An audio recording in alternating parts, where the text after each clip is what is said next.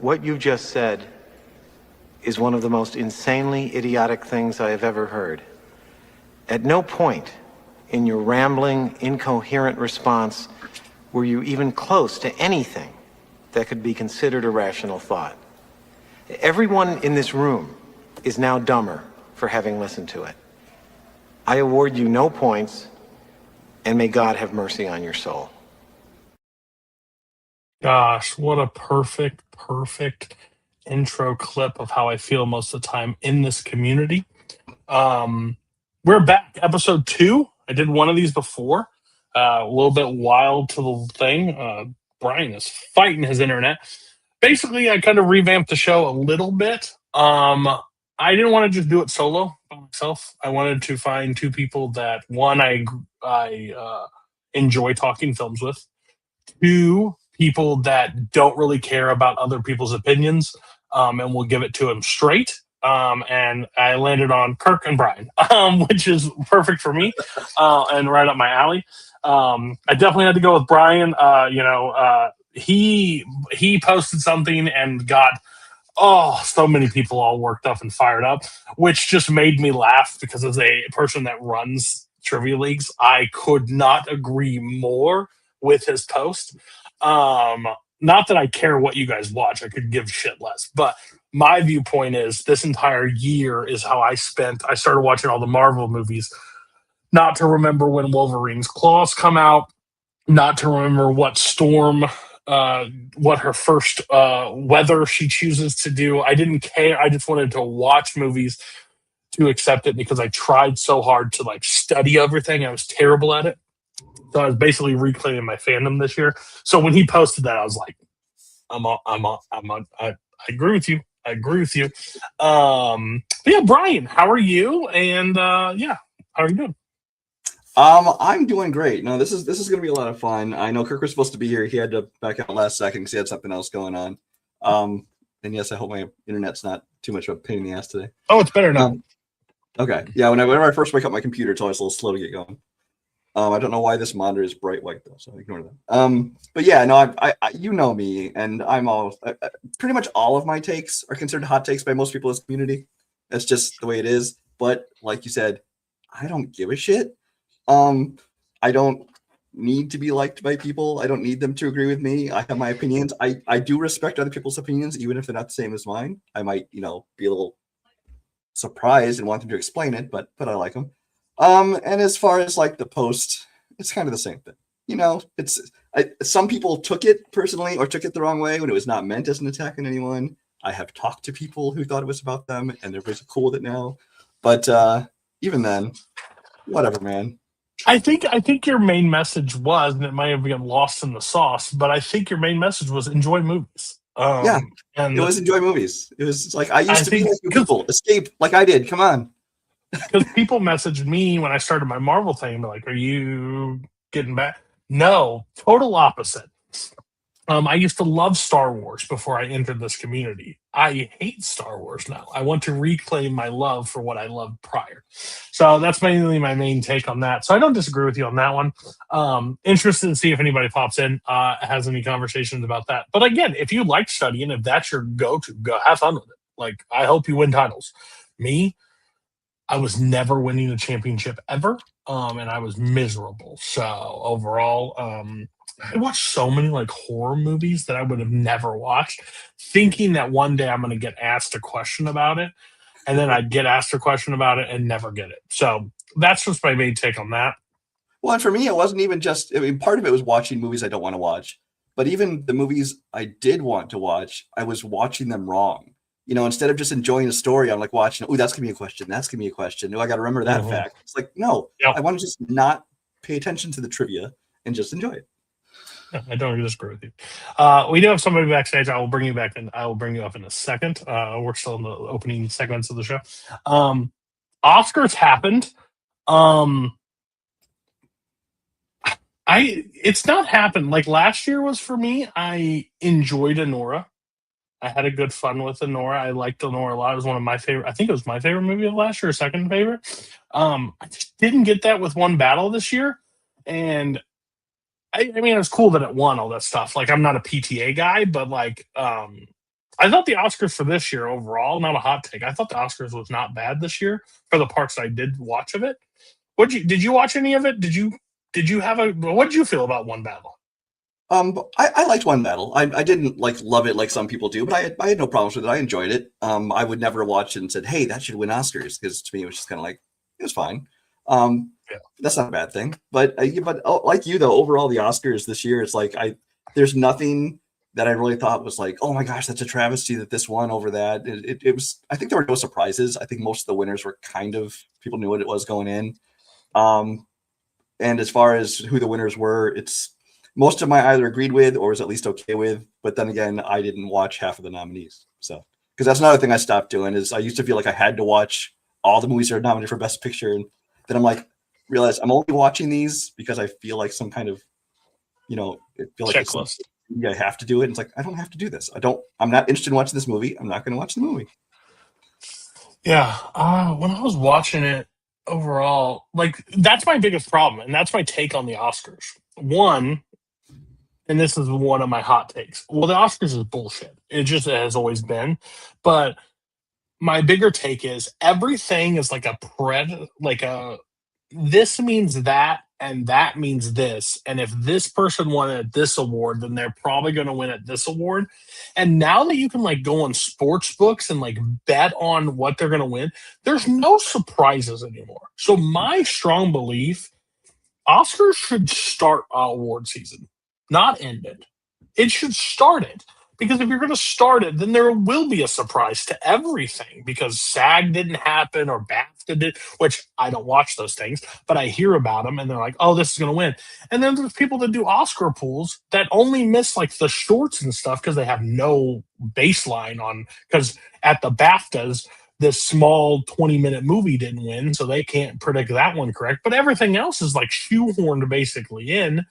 So it's just like, it's one of the most annoying things because like I wouldn't watch a movie if I knew exactly how it was going to end automatic. Like I may watch it if I like read the comic or something, but like I wouldn't go into a movie if I knew the ending. I wouldn't watch a sporting event if I knew they were going to hit a home run at the very end of the game. So why the hell do I watch a 3.5-hour award show just to watch the same person grab the award that I knew was going to grab the award?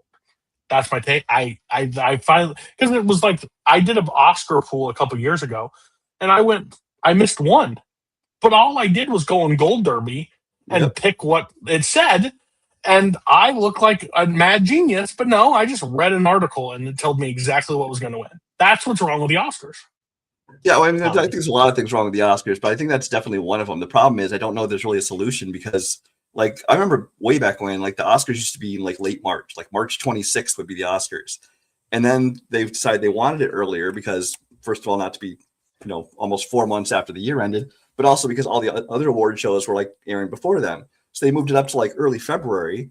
But then all the other award shows just leapfrogged in front of them again, so it was like fuck it, because they can't move it much farther back without, and still give voters a reasonable time to like see all the movies and and all the voting and stuff going on. So it's like, I don't know that there's a correct solution to it, but I think we should just have more Oscar mix-ups. I think they need to send out the wrong ballot a couple times during the night. I would just maybe just be random. Let's just pull out the name. Who wins? Okay. 100%. I agree. Also, I think they should just maximize the categories. If there's 10 Best Picture, let's the 10 actors. Let them all go on there, and then maybe it splits it so far that now there's a clear cut. We do have our first guest. Caleb Boatman's here. That's terrifying for me and Brian both. What you got a hot take for us? Or you got any statements that you would like to lay before our feet? You're muted. That's a great. He's muted, he's pointing at me, so that's not a good sign. No, sorry. I was actually meaning to point this way, but I can't do this. Anyway, I didn't know if you wanted me to comment on the Oscars thing first, or I can comment on anything you'd like. I had a take prepared, but yeah. Okay. This is a take. You can have twofold. What? You can do two. It's not a big deal. Well, then I'll just quick respond to your Oscars thing and just say like. I feel like then the only reason like Golden Globes and BAFTAs and Critics' Choice and SAGs, the only reason I care about them is because of how they affect the Oscars. Like, to me, if you put the Oscars first, that's fine, but then you can throw all of those other ones out the window, which I feel like most people who don't care about the Oscars already feel that way anyway. So That's do why it they all that move way, in front of it. Bill. Yeah, yeah. But also, though, like, I feel like you are kind of like minimizing, like, there's always sometimes always like an Olivia Colman, you know, someone who it made no sense odds wise for her to win. And then she comes in and it's one of the coolest things of the night, especially when it's like a really good win. That's like a surprise win. Like cinematography, the odds were not in Sinner's favor. And that was a really cool win, especially because I felt good because I called that one. I made some other big swings that were wrong, but I did call that one. Yeah. I get that. My thing is the surprises are few and far between. That's fair. Like, and I think by the beginning of the night, you kind of predict how the rest of the night's going to go. That's like, very fair. That is very like when fair. Nora last year was picking up all the steam near the start. We're like, oh, Mikey's winning Best Actress right now. Like she's definitely winning Best Actress, and like she won. So that was like an exciting build, and that was fine. I got that viewpoint. All I'm just saying is like, one, you can't be like, they got to figure out a situation that's not so predictable. Because like, yes, I agree. Like the other awards don't matter, which I've never seen an actual. I only hear, but my viewpoint is, either the same body that votes for SAG or BAFTA can't vote for like they should limit that. So then it's just a fresh whatever it is. Because if it's so predicated on this, because like there's some that have been like guaranteed to win because it won there. What's the point? Just put that on in during the commercial break. We don't need to see them, and we already know it's going to happen. You know. I mean, that's fair. There's always like a, you know, like we all thought Chadwick Boseman was a lock. No, we didn't. No, we didn't.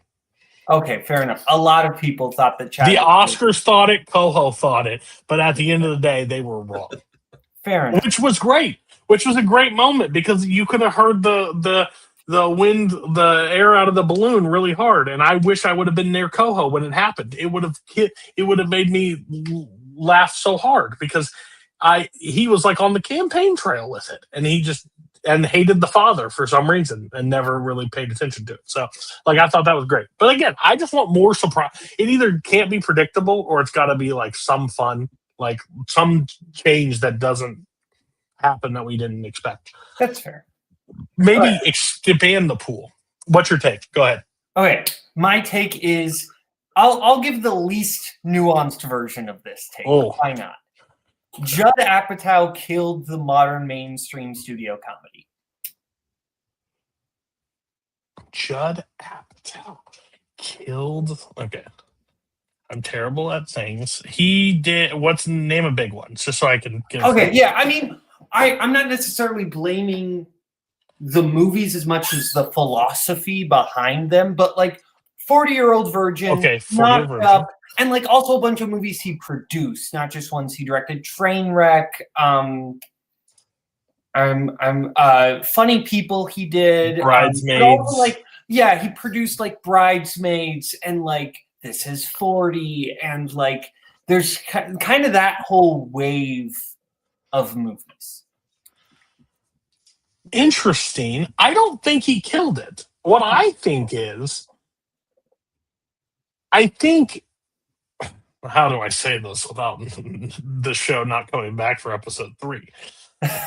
Everybody got so damn sensitive after a point that some of the comedy points that they used to just be able to shoot from the hip and say the most fucked up shit possible. Then they were like, whoa, you're offending like so many different people. So then I think they got cold feet and couldn't do comedy the same. Now, I'm not saying comedy has to be raunchy or completely over the line, but I could not see 40-Year-Old Virgin coming out in this year. Like I just couldn't wrap my head around that being a big blow with the stars of that time coming out now. Like I wouldn't see it. Just doesn't make sense. So that could be. I feel like I actually feel kind of the opposite. Although I'm interested to hear Boatman's reasoning on why he thinks this, but I'll say this first. I feel like Apatow was one of, and his whole troop of people were kind of one of the few people that were keeping the comedies alive for as long as they did. Because I mean, first of all, studios just stopped making comedies released in theaters for the most part, and definitely stopped with like mid-budget comedies. Like back in like, you know, the 90s or whatever, you'd get like tons of these like small comedies would come out in theaters. They weren't expected to be big blockbusters. They were just fun movies. But now it's like anything that's not a big budget spectacle is going to probably become like a Netflix streaming movie or an Amazon Prime or something. And if it does go to theaters, it's usually like indie comedies, which there's definitely a place for indie comedies, and they're keeping comedy alive. But those kind of mainstream studio comedies just disappeared. And I think the Apatow crew kept them alive for as long as they did. But like I said, I want to hear Boatman's reasoning here. Yeah. So I actually partially agree with you, and I partially disagree with you, Brian. So Okay.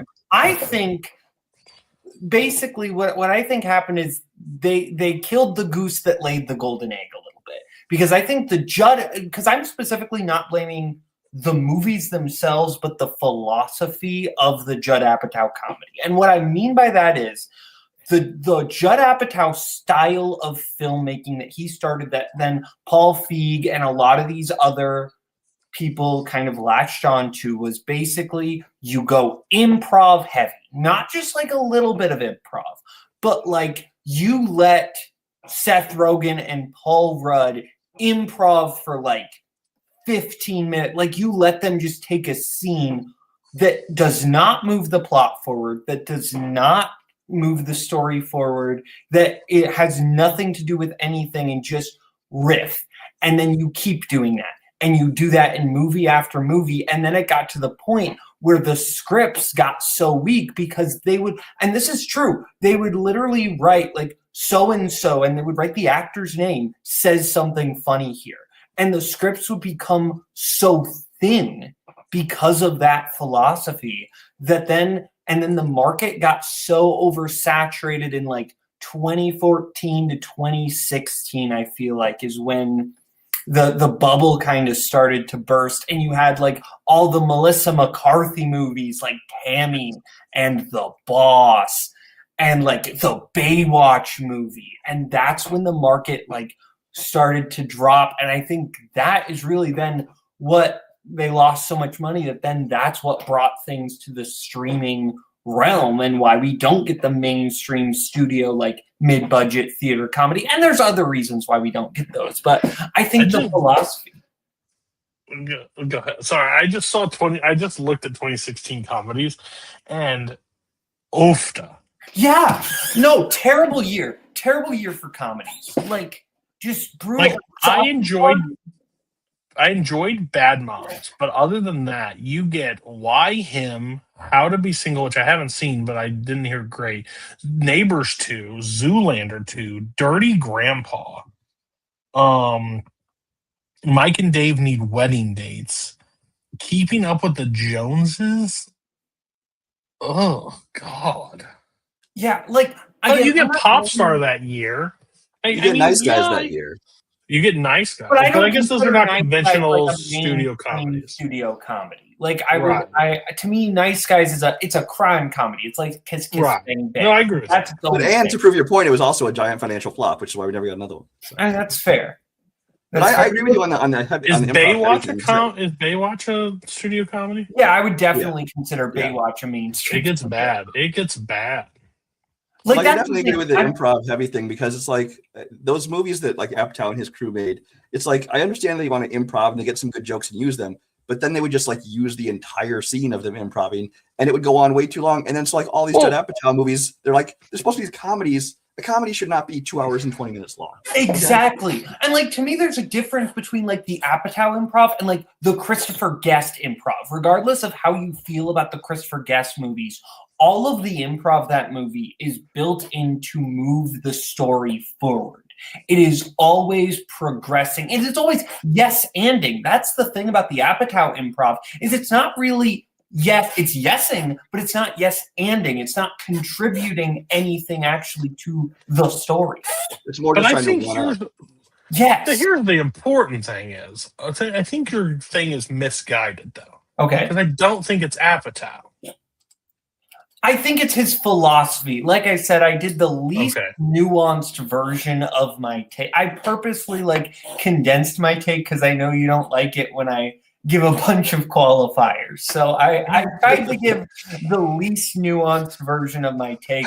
The more nuanced version would be Judd Apatow's philosophy of filmmaking being adopted by other filmmakers led to the decline of the modern mainstream studio comedy. But that's a lot less punchy.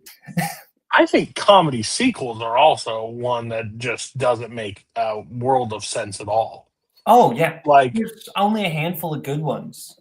right. Like I remember like as much as I enjoy Step Brothers and people like crying for a second Step Brother. I was like, that is the dumbest decision there ever could be.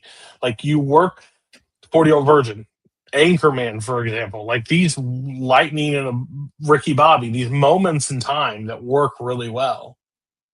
To stretch the story farther than what the story gave you the first time just makes zero sense. And that's when, but I think there's a time where studios just got addicted to sequels. So, hey, we got an established IP. If we pull it out of the thing and we put it out there, we'll probably get more than if we just put a new comedy in. But like, I remember when Bridesmaids and Hangover came out the first time, like, the word of mouth on both of those movies were just insane. Like, you have to go see both of these movies. They are the funniest movies I've seen in a while. I'm like, okay. And then when you watch it, you're just like, okay, like that's. But like again, I understand what the marketing thing. So like, I guess it's a harder nose to sell. But like, I when I was growing up, comedies were the one thing I would seek out when it was coming to a theater. Like I didn't care. Like action movies and comedies were the two that I was always going for. Like if there was one, I wanted to see it. So it's But weird. now I hardly get any in theaters anymore, and I think Hangover is the perfect example of the problem with making sequels because a lot of times it's just let's just basically redo the last one. And I think that Hangover is also an example of when they make sequels to something, unnecessary sequels, it actually harms my view of the original.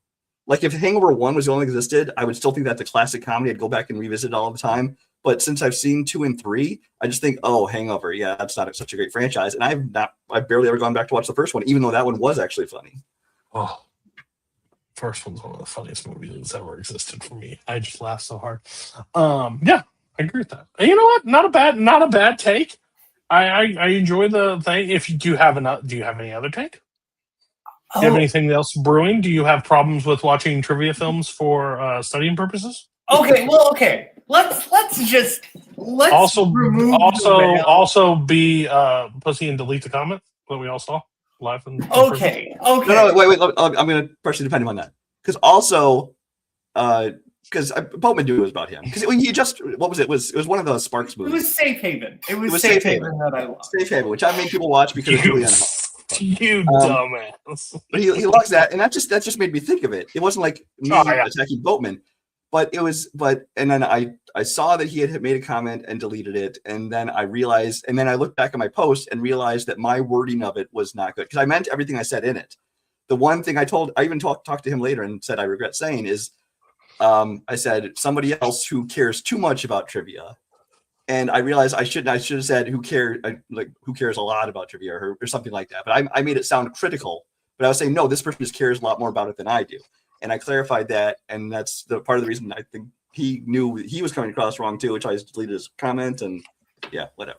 Yeah, I mean, I think it was a case, and I'll throw some other people under the bus. I woke up that day with messages that said Brian shit talking you. I'll just say that right now. Like I did not discover that post naturally. I will just sounds like something like Nazario would do to stir the pot. I think it was someone with good intentions. Nazario sent it to me. Yeah.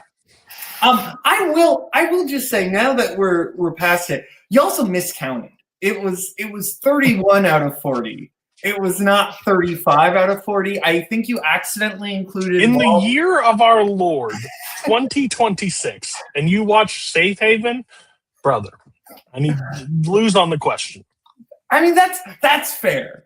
That's fair. There are some movies that I think are just worth dying on. Here's the thing. Will I rewatch Safe Haven ever? No.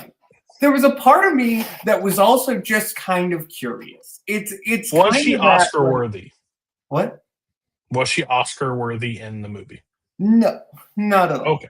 It's one of the. I had heard Safe Haven was a really bad movie, and sometimes you just have to know how bad the really bad is. No, I agree. And I agree. Sometimes you have that's fun the with the thing. really bad ones. I am not someone who typically will rewatch movies I hate. I don't. I think there's maybe one or two I have rewatched that I've like rated lower than that, and I don't even really see myself doing that again. But like to me, it was like, okay, I did the once. I'm a list whore. I like completing. Oh, that's one of my takes this year. That's one of my takes. No, that's completely fair. I like being a completionist. It makes my brain go burr when I see that like percentage list of like Oh yeah. like that Blockbuster Brawl 2026 list of films, and like that percentage goes up like of what I've actually watched. Oh yeah. My brain is weird. It makes my brain feel good. I know Well, I like that. being a completionist, but it bugs the hell out of me that Letterboxd includes like all little like making of featurettes and shit. It's like that doesn't count. Get those off of there. It doesn't count. That's fair. Yeah. Well, you can actually get. I won't bug you with the details now, Brian, but you can get rid of those if you go through the filters. You can actually like if you want to like not like on a consistent level, but if you go through the filters and you like remove TV movie, you go to feature. I move TV and documentary stuff, but a lot of that stuff still stays though. It's annoying. That's fair. I find it usually gets rid of most of the things, but like I'm if sorry. I didn't mean to take us on this tangent. Sorry. No, you're fine. no, you're good. Well, you believe me, I have a whole thing tonight on people and their lists. Caleb Coho. He's a scumbag and shouldn't be. There's people that I think should be banned from making lists personally, because I think they're just rage baiting out there. You're free to stay on if you have a hot take, or if not, I'm going to bring out our next person. He looks like he got kidnapped from and is in the library. I'm not really sure what happened to him, but we'll find out shortly. Oh, hello, Andrew. Are you hurt? Are you endangered? You look like you've been beaten. This is my personal bookcase, okay? So like Okay, leave me I'm alone. sorry. Okay. I'm a Not nerd, at a all right? library. Confirmed. Look at all those Not a laser library. discs. Cool. Nice. Do you have a take for me? Yeah, actually. Originally I wasn't even gonna pop on because I couldn't think of any, and then y'all How to were Be talking Single about- is decent. Is that your take? That's a decent movie. It's, you know. Well, you've watched Um, 60 total movies, so that's fair. And I've watched, and like 5 of those were How to Be Single. Nice. But y'all were talking about like the comedies and stuff like that, and my hot take is that Will Ferrell is much No. funnier when he's playing the self-righteous, pompous, self-absorbed asshole than he is when he's playing like the man-child that he does in a majority of his films. Wrong. I I need think that comparisons here. Anchorman, Pompous Anchorman. Okay, what else? Talladega Nights. He's not pompous. Yes, he is. He's full He's a of man himself. child with a steering wheel. What are we talking about? Yeah, Ricky Bobby's a man child. He Right, but has he's he has a whole table full of fast food items and is praying to baby Jesus because he likes him the best. Right, but let me clarify go a ahead. little bit more. Sure. Let me clarify a little bit more then. I think this is a weak hot take bar. When he's playing a pompous, self-absorbed asshole, he can be a man-child. However, when he's playing just the man-child, the dopey man-child, the man-child who's like, you know, Like Step Brothers? like Step Brothers, like Oh. Elf, Genius. like Ugh. performances like that, I don't think are quite as good as his performances as that, you know, self-entitled, self-absorbed asshole. I just don't think he's played self-absorbed asshole that many times for me. Exactly. I always He think needs to do it more. I guess my problem is every time I think of Will Ferrell, I think of him as the dopey man child. I don't think of him as a pompous. But if you're saying he needs to do more, I also feel like overall, all comedy actors have a shelf life. they have a shelf life. They can't extend it for their whole career because if you think about it, like all of them have fallen off at some point. I Jack don't Lemmon. know. Because most of them have like one shtick, That and it was gets old. before. Even if That you're was Tim before Curry or Adam Flight. Sandler or whoever. That was pre. Jack Lemmon's dead. I'm talking about like new age comp. Sandler had his run. Sandler died out. Jim Carrey had his run. He died out. Will Ferrell had his run. He died out. Like I would even like. I would say like Jack Black early 2000s was at his, and then he's kind of like resurfaced a little bit, but I think his role has changed almost in movies. Like, and I feel like there's always just like even Seth Rogen. I think his shelf life was like there's just so many people that you can like you got like a 10-year window to be the funniest man in the world, and either everybody gets tired of your shtick. Like think like Melissa McCarthy, like she just became she was overweight and fell down, and people like thought that shit was hilarious forever, and then all of a sudden that just ran its course. And we understand you fall down in movies. Until I we can only found, laugh so until many we found times. a in new it. fat person to fall down, and the cycle Right. continues. So I just think there's an overall shelf life on comedic actors, and you only have a small window to be that forever. You have rare occurrences, like what's that movie, the Christmas movie that Will Ferrell did?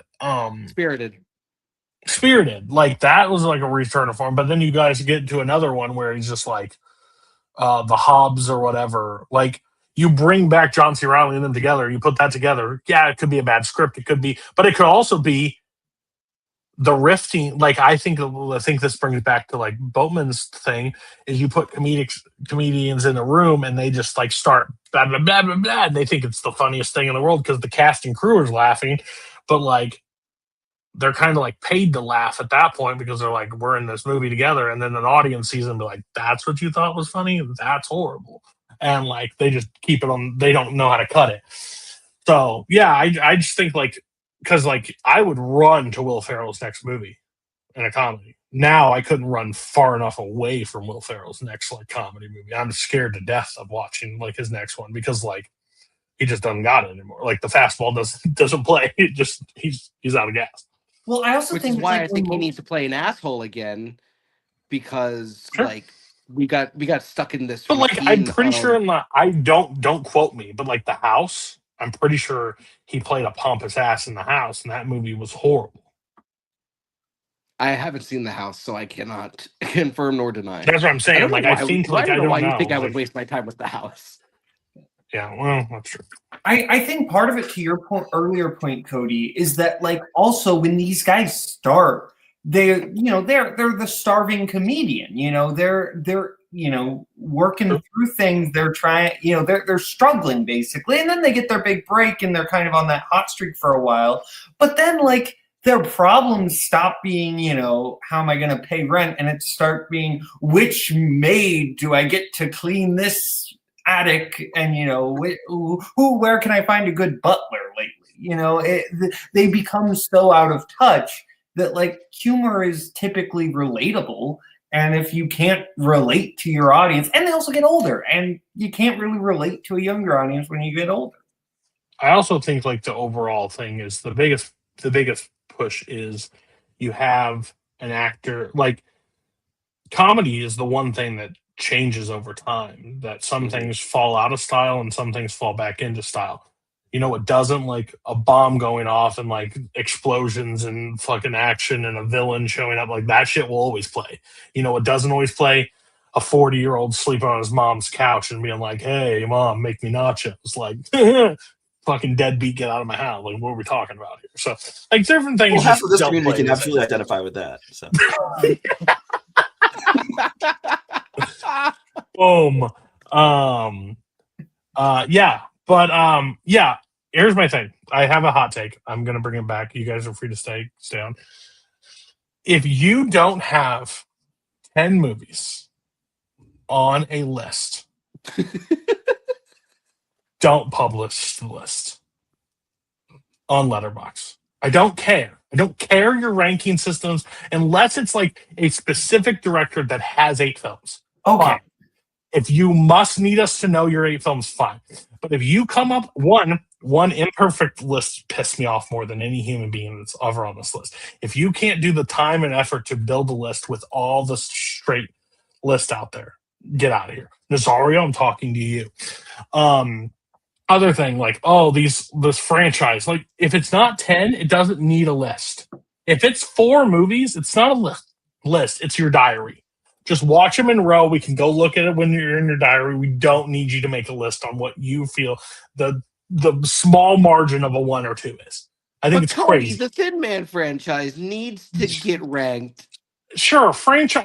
I get all that, but it's so weird when I click on stuff and it's like 19. No, that's wrong. I was going to say 1970. This community's not doing that.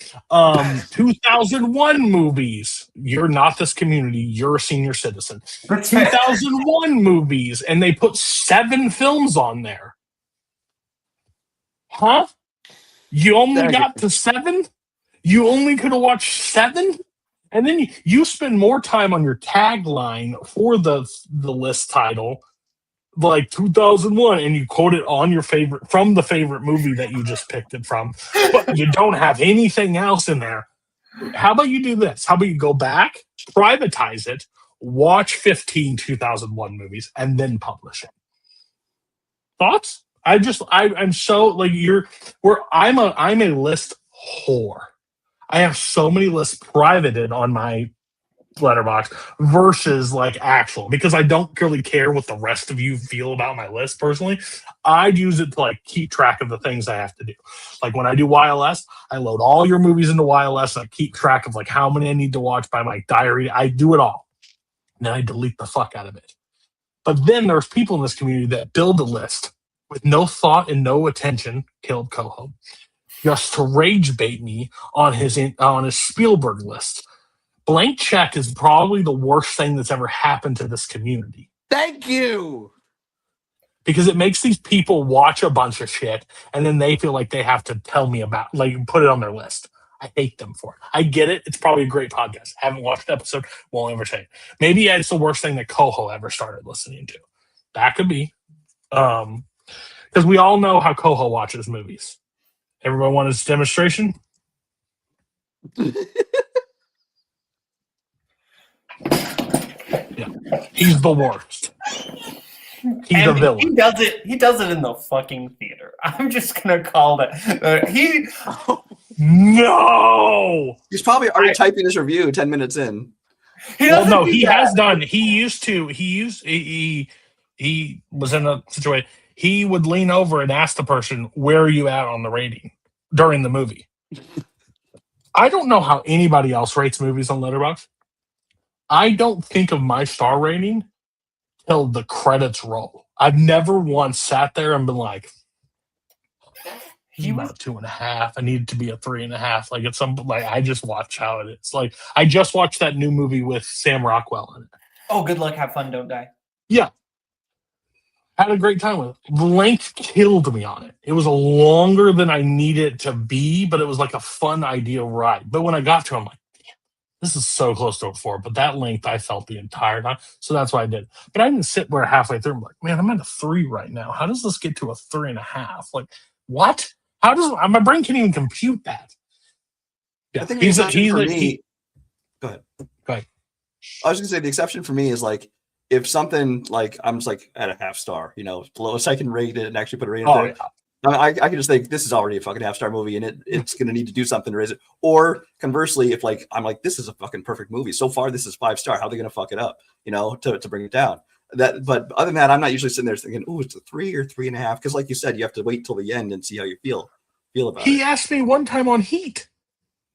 There's 30 minutes left in Heat, and he got on call. He was like, it's about a 4-star movie. Do you think anything changes in the last 30 minutes? Nothing important happens in the last 30 minutes of Heat. Why would it? Oh my gosh, buddy! It's the last. Watch Heat. What are you talking about? Like, how are you at a 4 without one? If Heat stopped 30 minutes earlier, I don't even know if it's a 4-star movie for me because I need the ending to even get it close. He's a crazy person, but yeah, his Spielberg take one of the worst in the history. Have you guys seen that list? I don't think I have. Well, no, I think I have seen that list. I think he's because yes, he has there's something he has like way too high, and I can't remember Oh. what it is. I wish I cloned it. Like I really wish I cloned it. Because I'm like, I wouldn't even be surprised if he put Resurrection Day on the list higher than some other movies that have already come out. Disclosure what's Day? the name? Disclosure Day, I think he meant. Disclosure Oh, Day. Sorry, no, not Resurrection. you don't Day. even know movies. Get out of here. What are hold on. those? Yeah, that's fair. You want a title here? That's crazy. Be like Barr. He won a title and never had to watch a movie ever. I'm trying to find it. Did I unfollow him? That would be a gift. I think you said that you may have. I did back in the day. I did take him completely off. Like he got a long time out. I couldn't do it anymore because like everybody would send me his stuff and it would just like rage me to like no end. Okay, There he you know is. what? Mustache. Well, that's why they sent it to you. Yeah. That's a hot take I have, and I know Sure. I've been guilty of this. But you know what? Okay. I'm gonna drop this take. Let's go. We all need to stop doing this McCarthyism, watching on your neighbors, taking screenshots of things. Nobody needed to send me Brian's Facebook post. I wouldn't have seen it. I would have lived a happy life without. Nobody needs to send me clips of John Marr shit talking me on fandom. I don't need to see that. I don't watch that show. I would never have seen it. I would not have been angry about it. I don't need that in my life. As much as, yes, if somebody would say, hey, Mar shit talk to you, do you want to see it? Well, yes. If you ask me, I'm going to want to, but I don't. I really don't want to because all it's going to do is make me angry and pissed off. And we all need to stop being the screenshot shit stirrers over here of so-and-so shit talked you in this post-match that you never would have seen. You know what? That's also fair. Probably never going to happen, but I get it. Oh, it'll never happen. But this is the hot take show. It's not the what will actually happen show. Oh, that's fair because Nazario exists, and I think he lives for it. Honestly, Oh, he does. He gives me absolutely he does. He'll watch things that he says he'll never watch just to see if he can find shit like that. Well, it's always the people that like overall like. If you're gonna shit talk me, like I have so many birds in this community. I'll find out quick. Like I'll find out even if I don't care. Like I'll find out very fast. And like overall, if you say something about me, just like message me privately. I'm cool with it. I'll take it. But no, I get it. Oh, here we go. Oh my god, 7 lists deep. See, that's exactly. He has 14 pages of lists. It's so hard to find. This man would rather watch The Post than Jaws. See, I haven't even seen The Post, and I know that's bullshit. And overall, he would watch Bridge of Spies over Saving Private Ryan. Well, and he has like Minority Report at 20. I know I'm higher on Minority Report than most. I like people, Minority but Report. at 20 below like Hook and below Kingdom of the Crystal Skull. I didn't even notice that. What are we doing? Oh yeah. See, this is what I'm saying. Where's Kingdom of the Crystal Skull? 17. It's 17. But guess what, Which is guys? 13 spots above Temple of Doom. I mean, he hates Temple of Doom. That doesn't. I do too, and even I'll admit Temple of Doom's better than Kingdom of the My Crystal takes Skull. are I exclusively love that. lukewarm. Well, Red Shaw, I would love to Right. hear your exclusively warm takes as well. Yeah, he just rage baits, and that's who he is. But yeah, he has a list. Like he has lists that just piss me off. But Oh, yeah, if you want to rage bait him, compare the Michael trailer to All Eyes on Me. oh god, guys, that's a guaranteed 5-star, and the movie hasn't even come out yet. It's a guaranteed 5-star. Guaranteed 3 acting nominations. It is. Because everyone's so amazing in it. It I is feel Caleb Coho what Saturday Night was to me, and I sincerely say to Caleb Coho, oh good lord. I hope that Michael gets as many Oscar nominations and does as well box office wise as 2024. I have a feeling So I have a feeling that Michael, which I think is going to be one of the biggest movies of the year by far. Like, Oh, I think it's going to absolutely. be absolutely mind blowing. My issue is Even if it ends up being shit somehow. I see the trailer and all I get is Bohemian Rhapsody vibes. And what I mean by that is not bad, but I feel like we're just going to play the hits and we're not going to get into like the real situation with Michael. Like, even if you don't want to handle the stuff post his career, but you don't want to handle like his dad's situation. Like, I don't know how much you're going to get into. I feel like we're going to like see him on like the Super Bowl and like the Pepsi commercial and like those things. Like, when like that part in Bohemian Rhapsody where they're like, yeah, oh, you know what? Let's sing a song, and they come up with a song right away. Like, yeah, like that's where it's gonna be. Like, he's gonna put on his shoes and like put up on his toes and be like, got something here. And like that's how I'm getting from this. Do I want it to be good? Hell yes. He just hears the synth line for Billie Jean and goes, "Play that again." Yeah, that's what I feel like is gonna happen. Like, you're just gonna see the man moonwalk and stuff. Well, it actually like that. came, actually that bass line came out of a Diana Ross song anyway, so whatever. Oh, look at He that. stole that. No, but Letterboxd reviews. Bohemian a Rhapsody was baseline. not a good movie. I don't know if that's considered a hot take or not. Bohemian Rhapsody was not a good movie. No.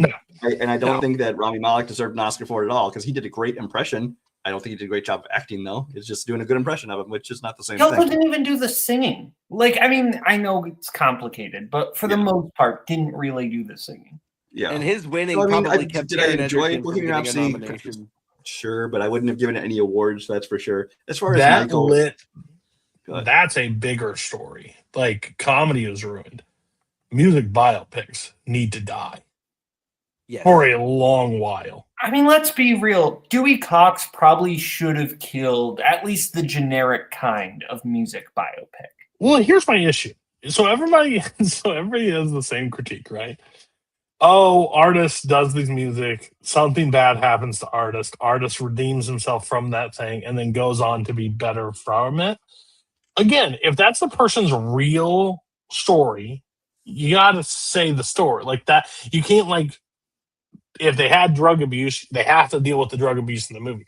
The issue is, and I feel like this now is like, not every movie, every story doesn't need to be a movie.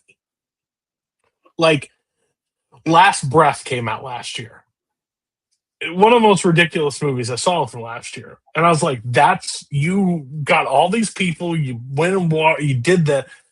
Why did we tell that story? That didn't need to be a story. Like, these are the things like that just drive me crazy. especially and, now, like, documentary I watched about that- the whole story. Like, I watched that Bruce Springsteen movie.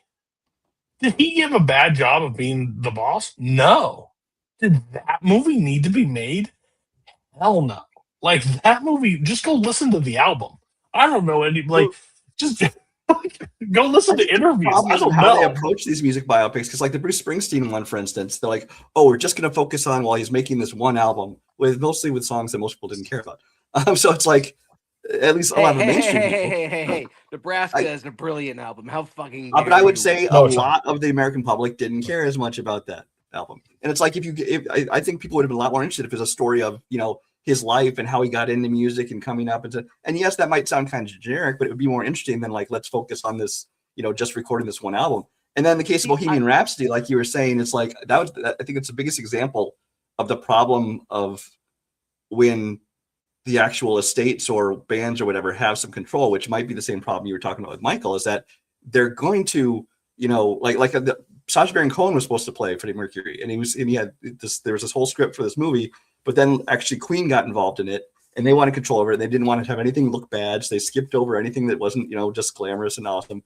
And so it kind of diluted that movie into becoming what it was. And Michael, I mean, because they do have the cooperation of the estate and stuff, which they need to have in order to actually use the songs, because the worst thing is when they try to make a biopic and they can't use the music, then it's like, you don't know what you're going to get in the end. The one that I'm most baffled as to why they made it, and I'm gonna say this with like the full preface of saying that I haven't seen it. But what was the name of that? Was it Back to Black? The Amy Winehouse one. Yes. Mhm. I'm like, Oof. do how do you? Because I heard that it was generic, and I'm like, yeah, but it doesn't. How is this gonna follow the exact same story as like One Love or Bohemian Rhapsody, where it's like on top of the world, falls, and then comes back up from like the ashes? Because like there was no way you can do that with Amy Winehouse. Because she is ashes.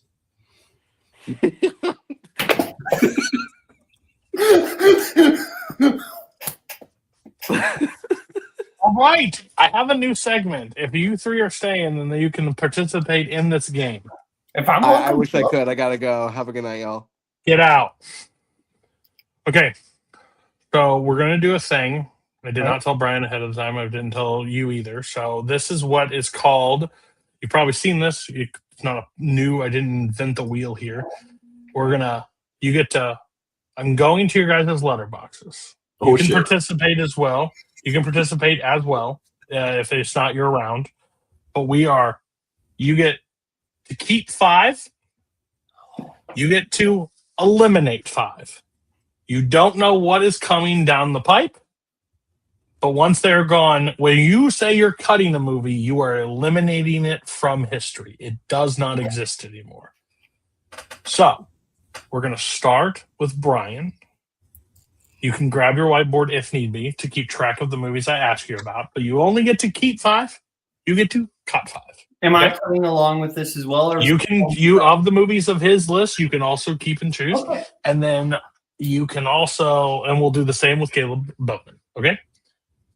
Brian, your first movie that I'm going to give you is True Romance. Oh, keep that. Keep. I will also keep that. Absolutely. You're Keep. keeping True Romance. Okay. That's fair. Really, if you're talking Quentin Tarantino movies and counting the ones he wrote, that's like number 2 or 3 for me. Okay.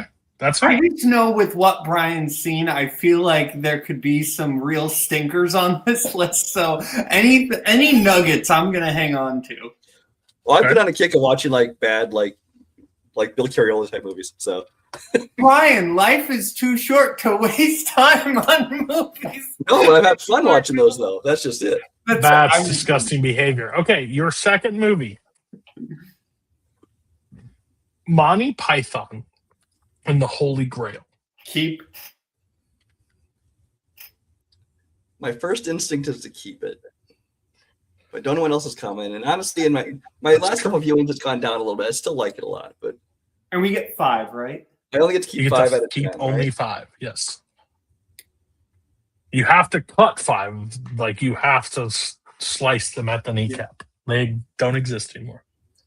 You know, I'm going to take a chance. I'm gonna get rid of money. As much as I do Okay. enjoy that movie, It's fair. It's fair. I'll probably get stuck. with this. Yeah, you might. Who knows? 1996's Scream. Keep. Keep. Watched it originally.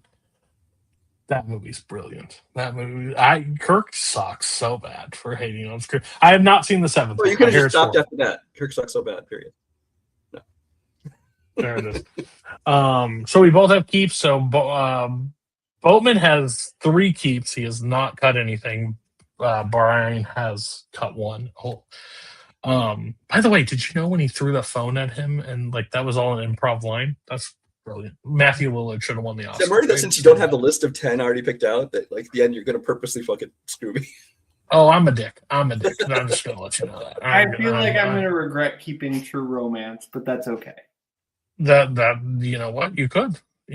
I'm not really sure though, because I just go with vibes here. Fight Club.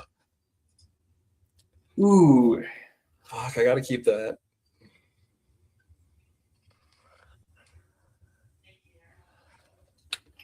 I can already tell him we screwed. You know what? If I'm wrong, I'm wrong. I'm gonna keep Fight Club. Okay. I still really like that movie. So Are like, you like only I'm not- picking like 5-star movies for me or something? Why don't you just mind your business, okay? Shit. I didn't ask you. All right, your next one will be. Gosh, this is gross. I don't want that filter. How do I change that? Okay, there you go.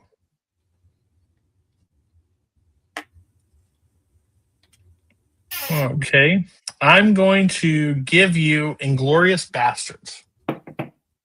Well, that's my last keep, and then you're probably gonna say something else I love, and that's okay.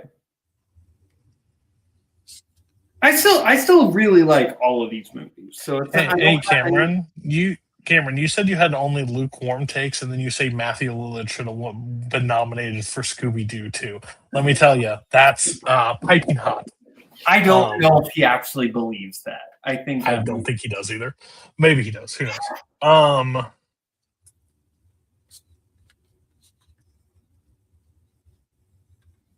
Oppenheimer. Motherfucker. Delete it. I don't need it. I should not have kept Fight Club or True Romance. You know what? This is Brian's list, so you'll have a chance to redeem yourself. That's fair. Oh well, I still like Fight Club and True Romance a lot. So where are we sitting, Brian? What have we kept? What have we gotten rid of? I kept True Romance, Scream, and Fight Club. I got rid of Monty Python, Inglourious Basterds, and Oppenheimer. You know what? That's the most on brand for Brian I've ever heard in my life. We're going to go with Shawshank Redemption. Could have gotten all 5-star movies if I wanted to.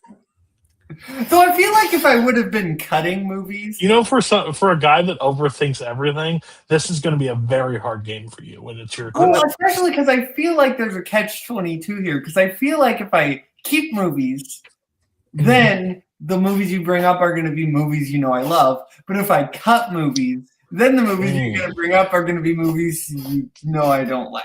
So I'm a son of a bitch. Exactly. So I feel like I'm kind of screwed no matter what here. That's probably what he's going for. I'm going to say no to Shawshank. You're cutting Shawshank? I'm cutting Shawshank. Shawshank is a movie that I respect more than I like. I mean, I do think it's good, and I've enjoyed it when I watch it, but I don't hold it as like one of my top 10 of all time like so many people do. So you have one cut left and 2 keeps, correct? Yep. La La Land. Ooh. Boatman cut La La Land. Coho. Oh my gosh. He eliminated the last 2, and you're probably going to give me some shit. Keep it. I only have one of each left. He's keeping. No, I said I'm done. I said if I keep it. Oh, so you're cutting it?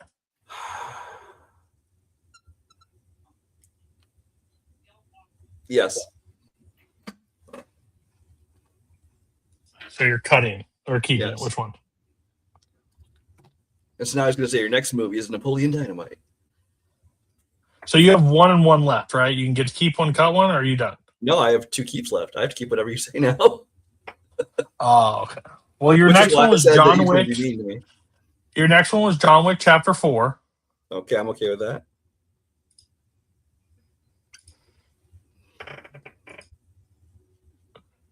And your final one is Interstellar.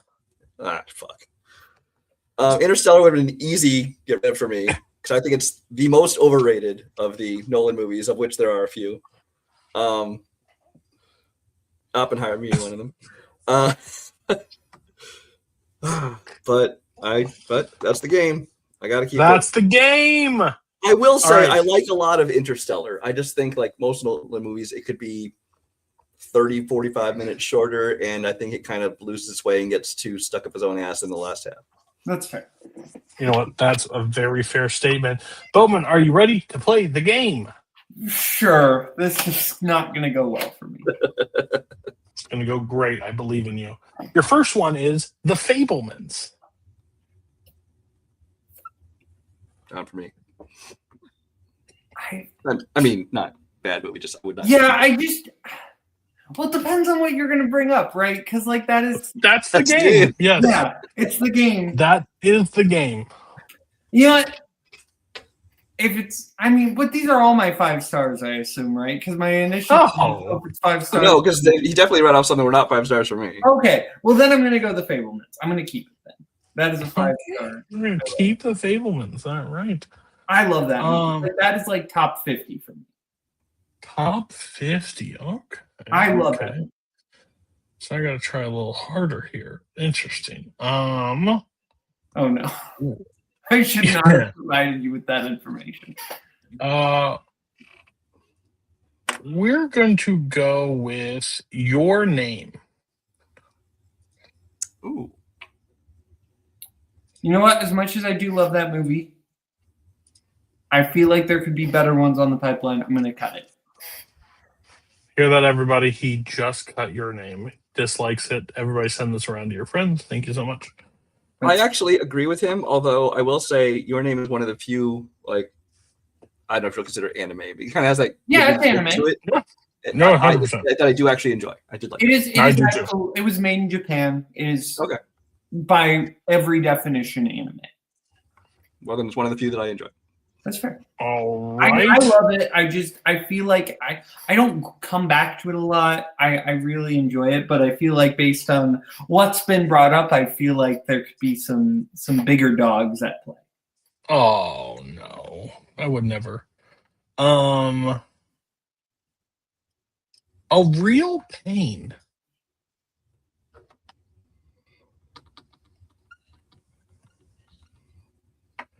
Your biopic movie. that is true. I'm gonna cut and Oh, probably he's the Japanese. hate that. I'm gonna cut and I'll probably regret cutting it, but that's okay. Like, again, there are just other movies that I feel So like how many cuts do you have left? I have 2 cuts left because I used my 2 cuts on Your Name and Real Pain. Name Okay, and Pain. gotcha. Oh, I'm back on Brian. Okay.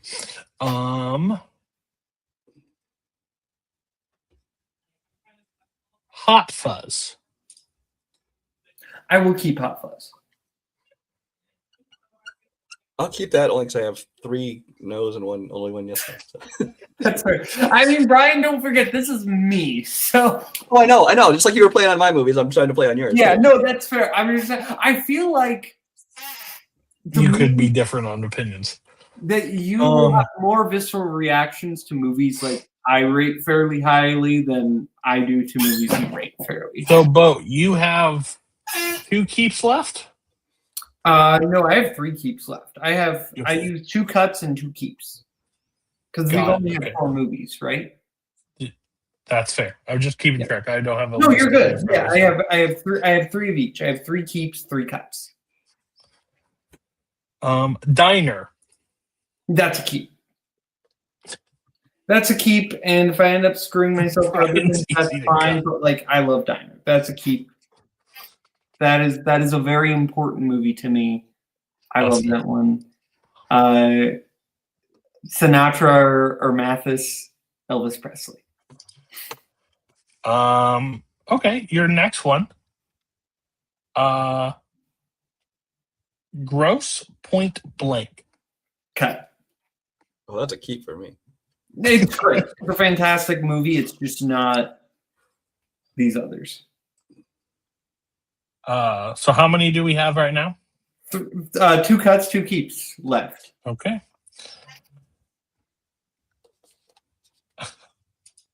Being the Ricardos.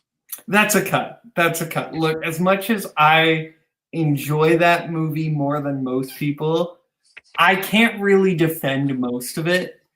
It just makes my brain go burr. And I'm sorry. I'm I don't know broke. what that means. It hits the parts of my brain that I just happen to that's like a meme. Oh, it makes brain go burr. Like it does the things I like. About Time. That is tough. That is tough. I'm out of cut, so I have to keep. I like the movie. Though. I am going to cut About Time as much as I really enjoy that movie. My kind of philosophy is if I like it less than Your Name, I'm cutting it. So I'm cutting About Time, and now I'm stuck with 2 keeps, and that's okay. All right. Well, I can't play the game I wanted to play because you cut too many too early, but that's fair. That's fair. Your first keep, or the one remaining to keep, was Magnolia. Okay, nope, I'm happy with that. I know nobody else would be, Poor but Brian. Poor Brian. I was really trying to do Saturday Night as a cut and just make you melt down, but that didn't work. So we are going with your last movie that you have to keep. it's not Saturday night. No, God, no. That would be the easy points. That would be your keeping. I can't do that to you. Aw. I have to give you one that you're going to be stuck with. And you're going to be stuck with Steel Magnolias. So proud of you. Okay, well, I mean, it could have been worse. Could have been way worse. Could have been way worse. Could have, you know what? If you were looking for a movie to like punish me, you could have done like Armageddon. So you know what? I only went to your guys' 3 stars to punish you at the end. I wasn't going to go to half stars or 1 stars and make you miserable. I just feel like knowing you could have been like, Oh yeah. Well, that wouldn't have been a punishment. That would have been a reward for you, because that was in that's in the Criterion Collection, and I know how what you I feel. mean. And you know that Armageddon is basically the opposite of me. I don't think That's there's a problematic. movie that is more antithetical to my general philosophies in life than Armageddon. Oh, that movie's so good. Any other hot takes or discussions? We were going to do a segment. I don't know how it really fits right now. We might bring that back. But any other things we want to discuss movie wise? What any most anticipated coming up from anybody? Anybody got some movies or movies that came out this year that I haven't seen that you think are good? Like anything this year? Scream 7. I did not enjoy Scream 7. I was not a fan. I don't think a lot of people enjoyed Scream 7. So Yeah, no. There were things about it I liked, but it definitely missed the mark on so many of them.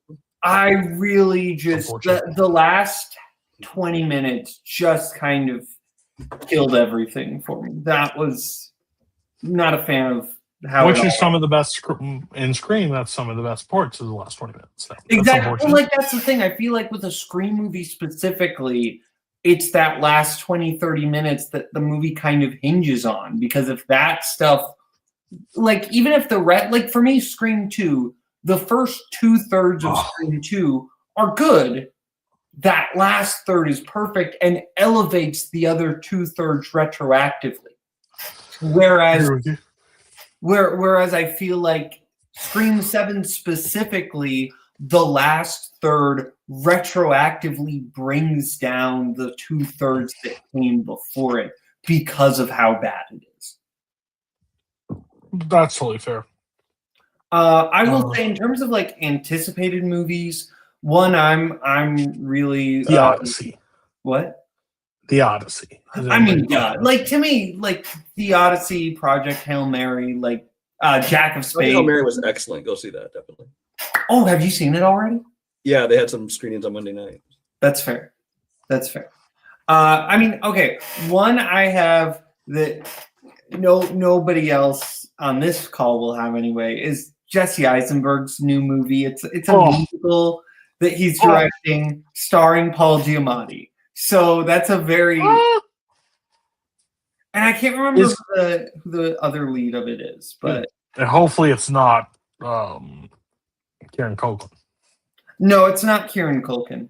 Coho's not in it, but that's again, it's Jesse Eisenberg directing Paul Giamatti. Like that's two of my guys. That's fair. Mhm. Big American Ultra guy here. No, I am not. Oh, you know what? Wild Horse 9. Very excited for that. What's that? That's Martin McDonagh's new movie. It's supposed to be kind of a spy thriller set in the 70s with Sam Rockwell, John Malkovich, and Steve Buscemi.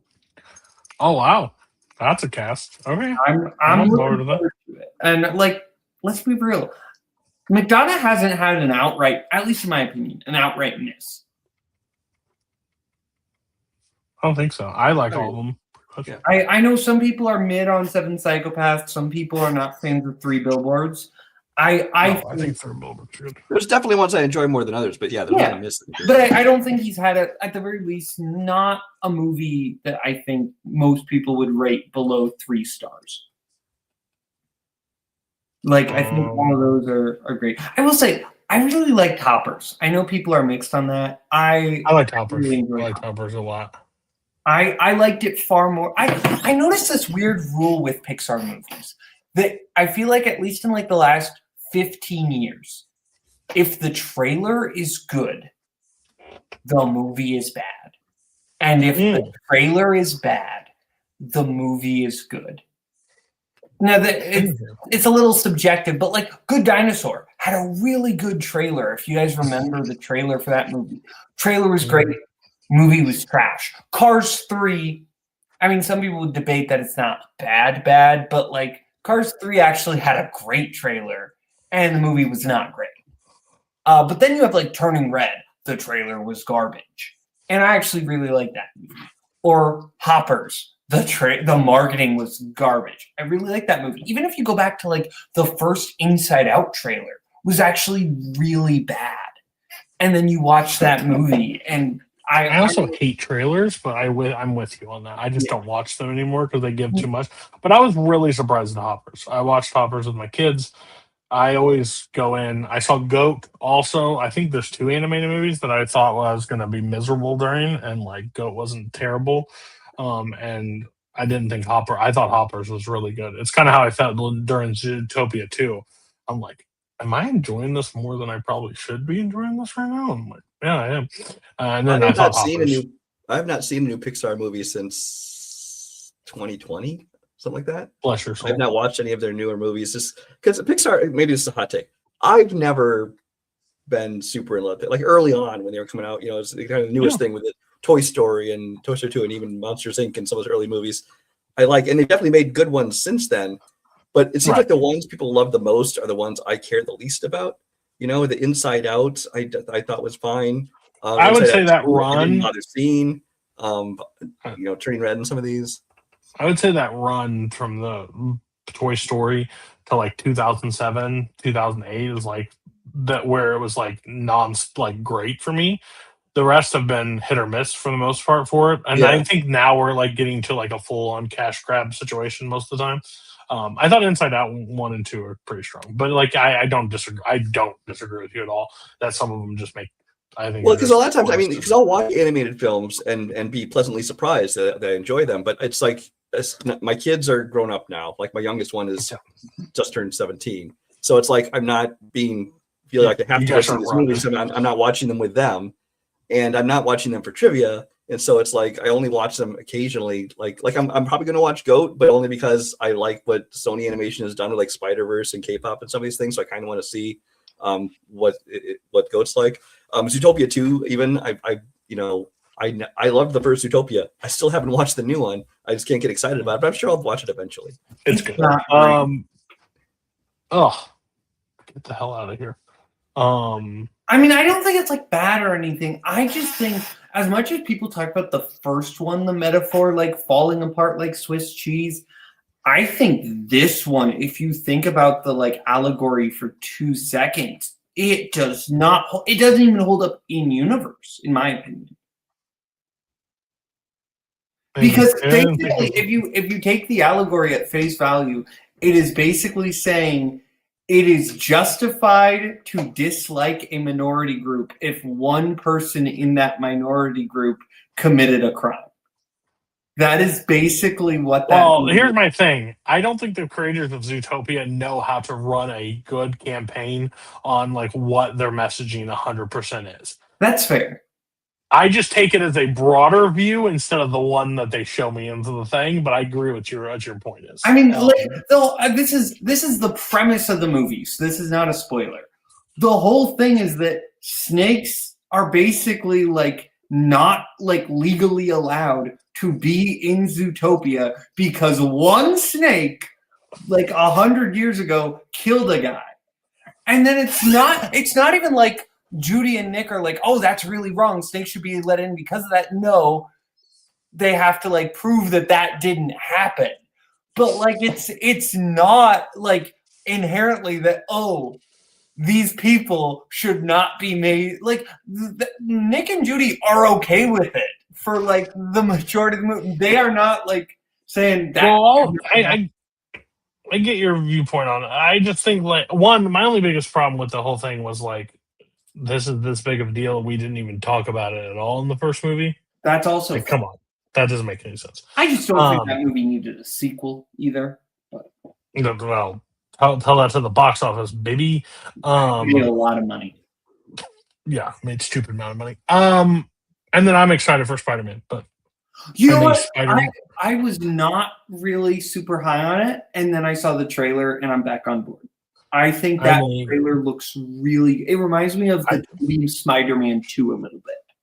I didn't see the trailer. I don't need to. Overall, I am 100% though. That's fair. In the Spider-Man, after watching them all again, so much fun. But I heard a take that you had about that movie that I don't know if it's okay for me to share, but the take I heard that you had is that you think that Far From Home is better than Homecoming. correct.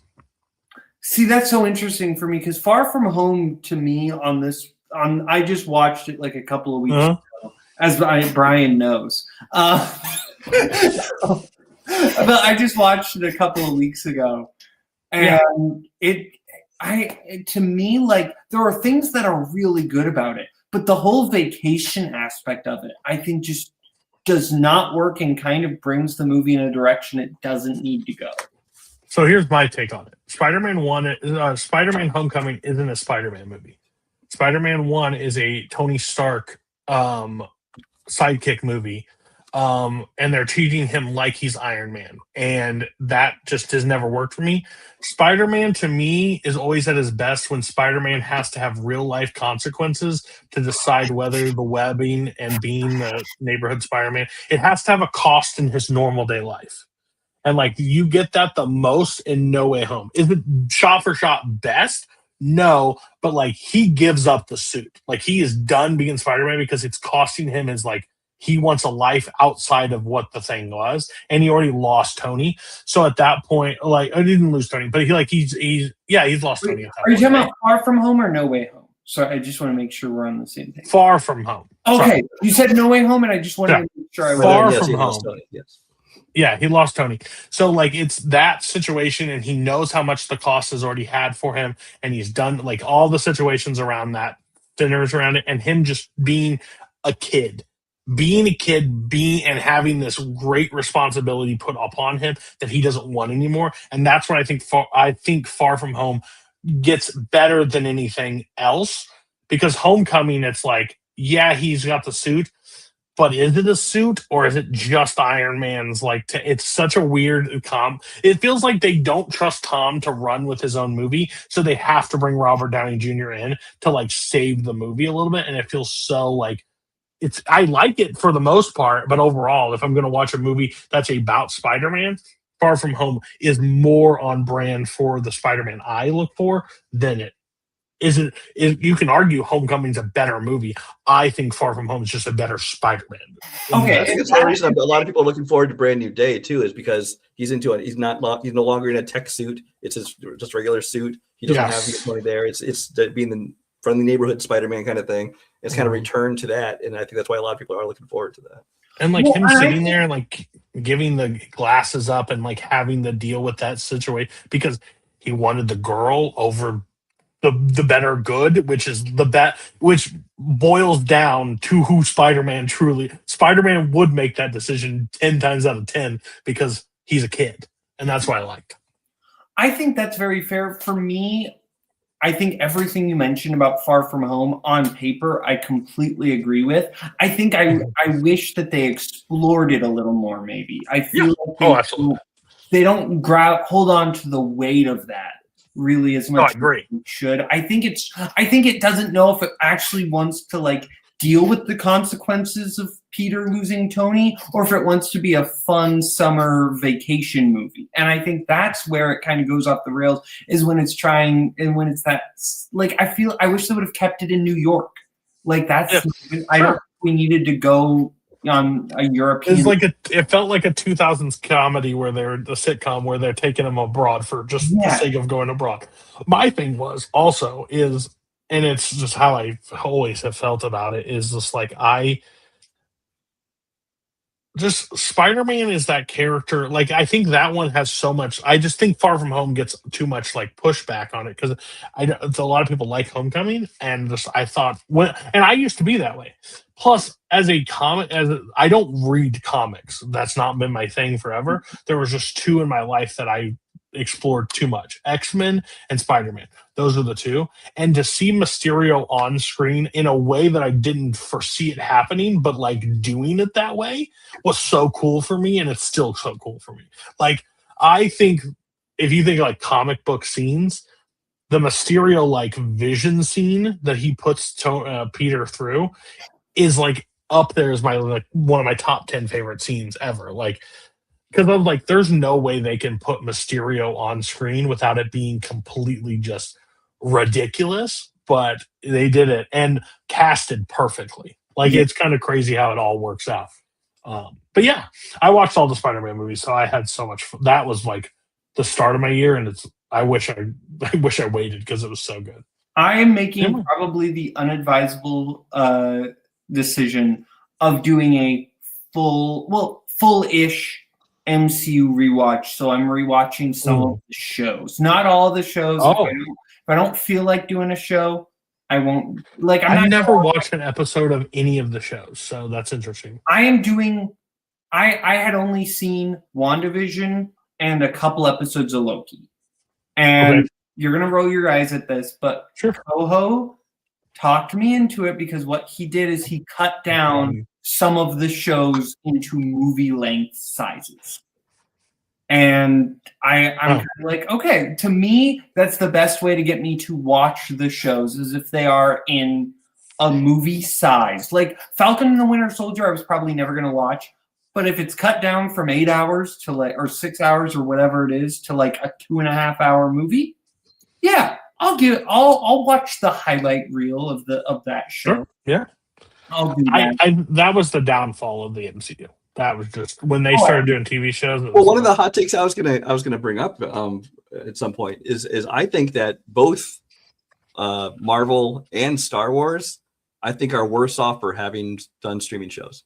Yes. I think that none of the shows have blown me away. I think some of them have been enjoyable, but if they didn't exist, it wouldn't have affected anything. I think if anything, it's diluted things. It's taken storytelling where they had to like jump through hoops to connect things and explain why things match up.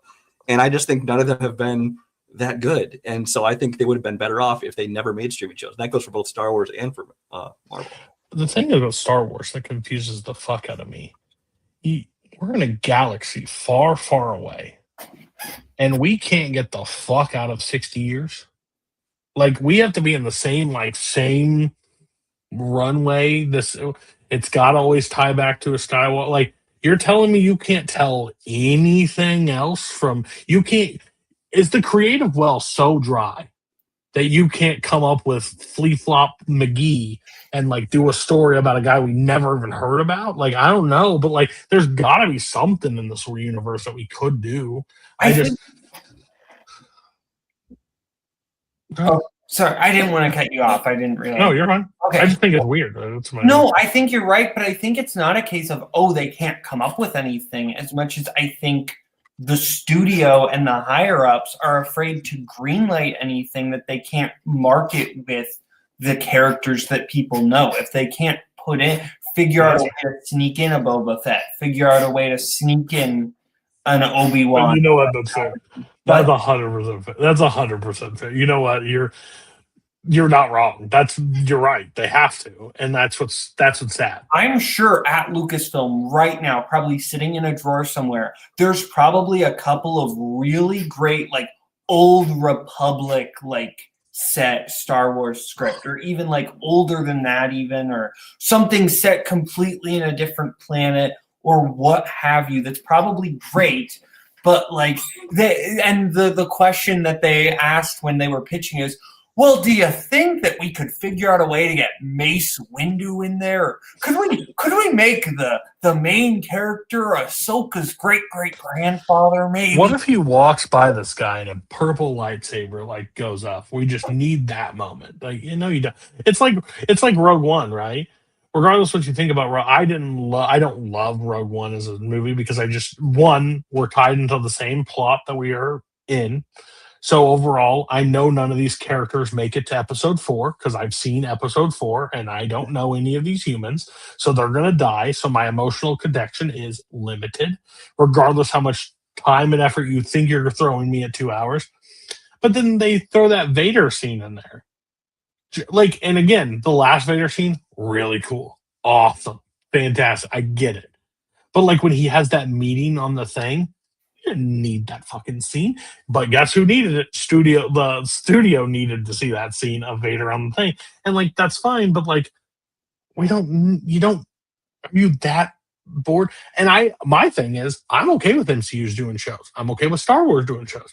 But don't tell me it's tied into any of the shit that I have to go to a movie theater to check out. Well, that's like, the thing, whatever. especially with Mandalorian and Grogu deciding that instead of doing another season, they're going to do a movie, which I've never been less interested in a Star Wars movie than in this. Because first of all, the Mandalorian, when the show is coming out, I'm like, they're going to make a show. It's going to be about the Mandalorian. He's got all the cool gadgets and armor, and they're mysterious. This will be really cool. But by the end of episode 1, they're already like, nope, we're going to be all about the cutesy little Grogu. Isn't he cute?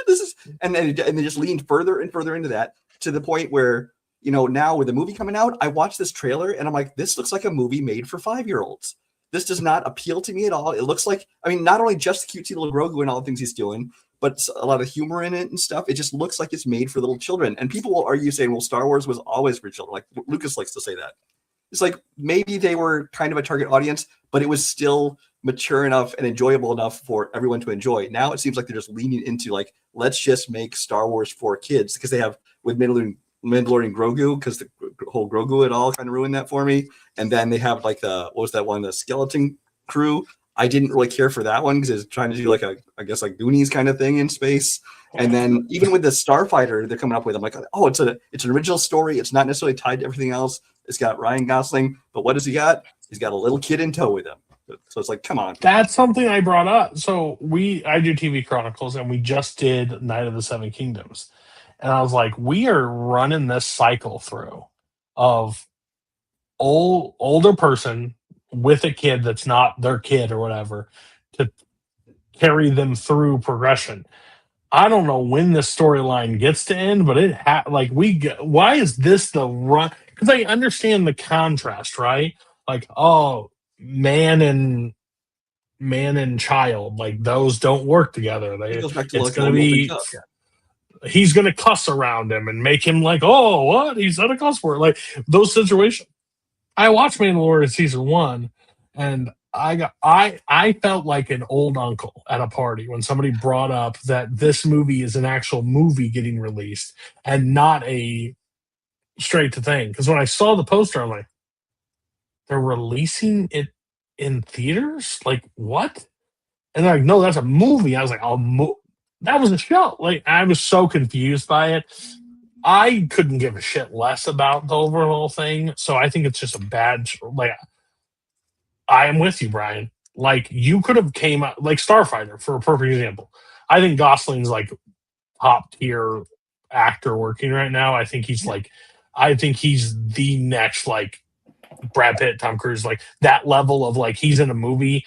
Movie could suck, but his charisma is probably going to carry it to like up tier, but he Absolutely. just has that ability in him. So that interests me. I'm like, sure, I'll go see that. But when this came out, I have zero interest, and I can't remember the last time I had zero interest to go to a Star Wars movie.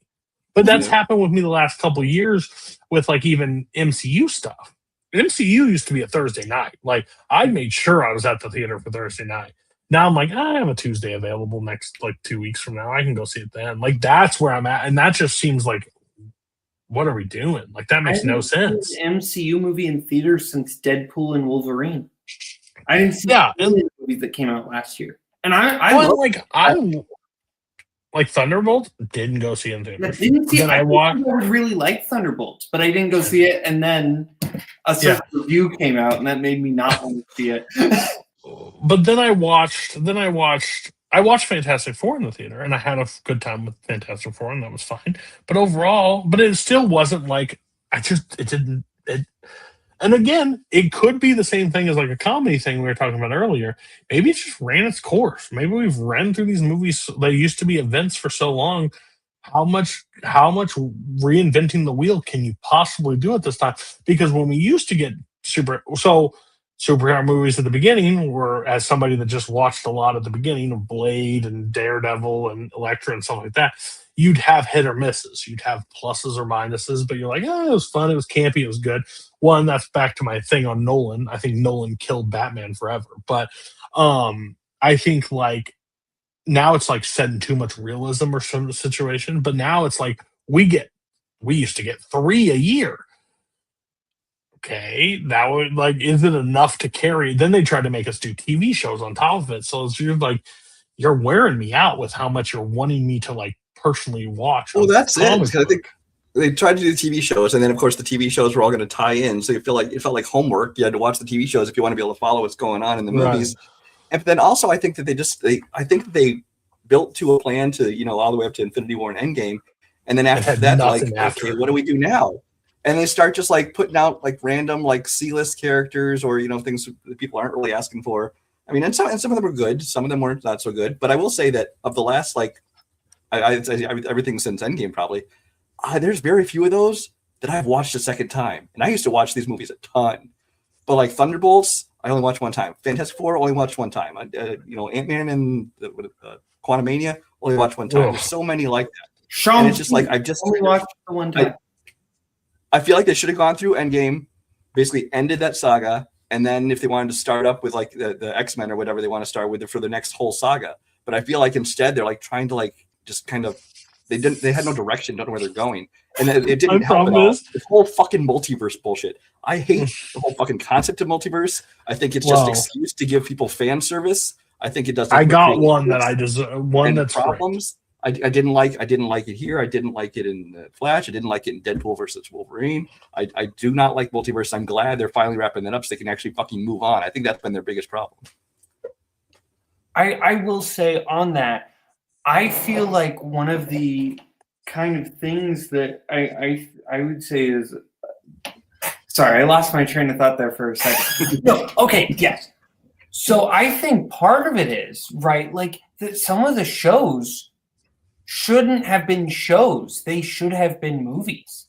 Oh, no, I remember what I was going to say now. Okay, so Far From Home, I think I watched that again, and I think the way it should have ended was you do the thing with Nick Fury being replaced by a Skrull.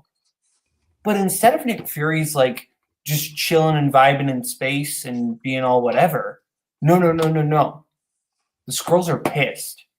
He's like in a containment unit somewhere.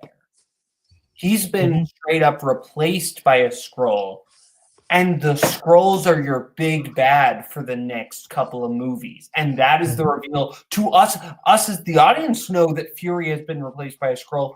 Nobody else knows yet. So now we get not the doofy little TV show Secret Invasion. No. Secret Invasion needs to be an Avengers level threat and deserves an Avengers level movie. And that's what should have been narrating the rest of your movies going forward. Well, that's the whole issue with the overall, like Far From Home, like, and ends with like the reveal of that. Like, that's what I like about Spider-Man movies, because regardless, Homecoming, they have ties in, but overall their stories is their story own. And if you read comics or anything, you know a path that they can go, which, believe me, if they go to it, that's what I want. But I don't know if they're going to put Ned on the glider and do the stuff that they need to do. But overall, they're heading towards a path that makes sense. And it's like separate from the world. I just don't understand that you were able to make this work with the Guardians of the Galaxy, Iron Man, these characters that before Feige put them on the thing weren't insane. Like, they're not Batman, they're not Superman. He made them work. And then they say, hey, by the way, on your next phase, we're going to just give you the deck. We're going to give you the X-Men. We're going to get you the Fantastic Four. You're going to have that ability to do what you want to do with them. And then it's a guy with a bunch of car and he just like fumbles them all over and doesn't know what to do with them. How the hell you can't bring in the mutants and make an X? Like, it's just like, what are you talking about? Like, it was very clear. It was there. You just had, and you didn't even have to do multiverse. Like, you didn't have to bring me back. Well, because God forbid, I don't want to see Hugh Jackman as Wolverine anymore. Hell, I don't want to see any of these characters that used to play the roles. It worked. The multiverse worked in one movie and really one movie only. The reason why it worked in one movie and one movie only, because it had untied, finished stories that you can tie to.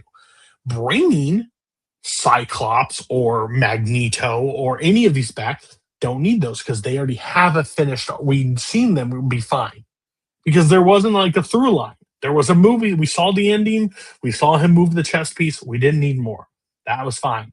But that's my biggest problem is like it worked in one time and they're just like, oh man, what if we bring like Chris Evans back? I'm like, now what if we bring Doctor Doom should be the next big baddie? But what we're gonna do, we're gonna throw it to Robert Downey Jr. Why? Fuck it.